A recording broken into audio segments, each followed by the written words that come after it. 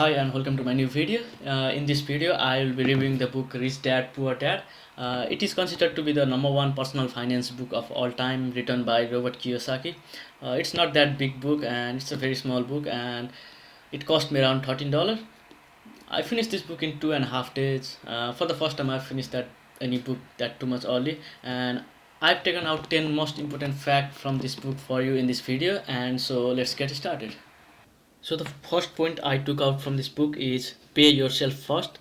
So pay yourself first means when you get your salary and you pay the rent, you pay the bill, and you keep a small amount for you, but you shouldn't do like that to for having economic freedom. So you need to keep yourself first all the money you need and start paying the bill and rent later. So you'll be short of money at the end of the month, and from the next time you will need to find a new source of income. So you are challenging yourself for the new source of income and getting out of the comfort zone. So that is what pay yourself first means, paying all the needs and investment for yourself and paying the rent and the bill the second. The second point I have added in this video is invest in your assets, and the most powerful asset we have is our mind. So invest in your mind. In this book, Robert distinguishes between asset and liabilities very in a very good way. So assets are the things that adds money to your account, like your real estate investments, stocks and bonds, while your liabilities are the things that take money away from your account, like house repayments, car payment and bills or every kind of rent. So Robert wants you to focus on increasing the assets and investing in real estate, stocks or bonds, whichever gives money to your bank account, and you need to focus in your assets. And he also says that your mind is the most powerful asset you have got, so invest in your assets. So you need to train your mind to see the things, read books and do whatever things and train your mind. That is what investing in the mind, investing invest in your mind means. The third point from this book is buy luxuries last, not first.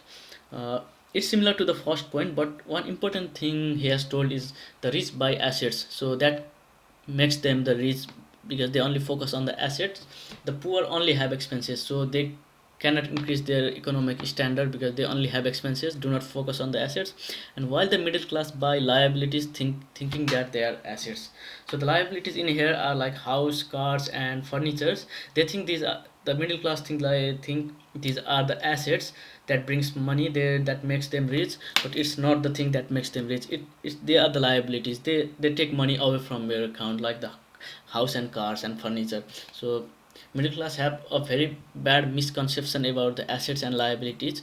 So Robert tries to differentiate that in the book, and he has done it very good way. The fourth point from this book is you become what you study. So read a lot. It's similar to the second point, which says invest in your mind.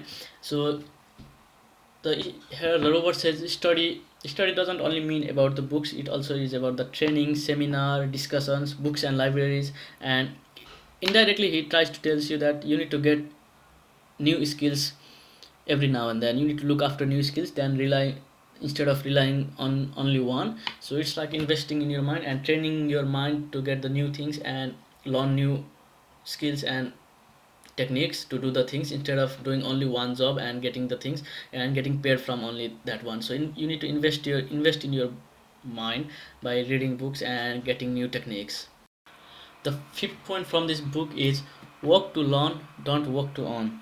So work to learn means, what he says is understanding the system, learning the system, how others are earning from this and what should I do to earn in the similar way. So not only waiting on the paycheck for the end of the week to get earning from that job, instead understanding the system, how your boss or the people on the top level executives are earning from here, how they are getting profit from there. So you need to understand the system and you need to work to learn the system, not for the paycheck or the salary. You need to work.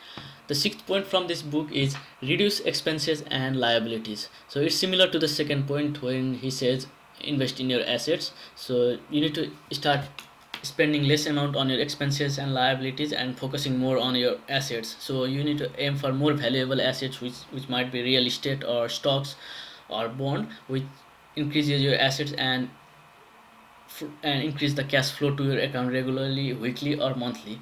So this is the 6 point from this book. The seventh point from this book is great opportunities are not seen with your eyes, they are seen with your mind. So invest in your mind. So it's a combination of the second, fourth, and fifth point from this book. So great opportunities are not seen with your eyes. So you need to train your mind for that. You need to work to learn. You need to understand the system to find the opportunity which others are not seeing with their eyes. So you need to see through your mind, which is done by regular training, by investing in your mind and reading a lot of books. That is what Robert Kiyosaki says in this book. The eighth point from this book is when it comes to money, the only skill most people know is working hard. So from this point, the robot has changed my concept about the money. Till now I was thinking the working hard is the only source of getting rich, but Robert is totally against this system. He says that you need to work smart, you need to find a way to get paid while you are sleeping instead of working for the hours. So before he wrote book, he was also thinking that the only way of getting rich is by working hard and hard and hard and for like hours and waiting for the paycheck. But he opposes with that system and says you need to work more smart and invest in your mind to get rich. The ninth point from this book is reinvest excess cash generated by your assets. So this means like the amount you will get from your assets, from real estate as a rent or stocks as a dividend and bonds as a interest. So you need to reinvest that amount. You should not use that amount mm, for your expenses. It's like planting a tree, and when the tree gives you fruit, planting a tree is your investment and the fruits are your return. So what you do is you need to reinvest, you need to replant the fruits and get more trees. Instead of spending those, you need to invest in your assets and buy more assets from the amount that you get as a return. So 10th point from this book is surround yourself with people smarter than you. So you need to be with people who are more smarter than you, who are more thinking about the money and have similar thinking about you. Instead of people who are spending money and waiting for the weekends to spend the money, you need to find the people and be with them who think money in a different way, who is trying to earn the money and getting better and better every day. So thank you very much for this video and see you next time.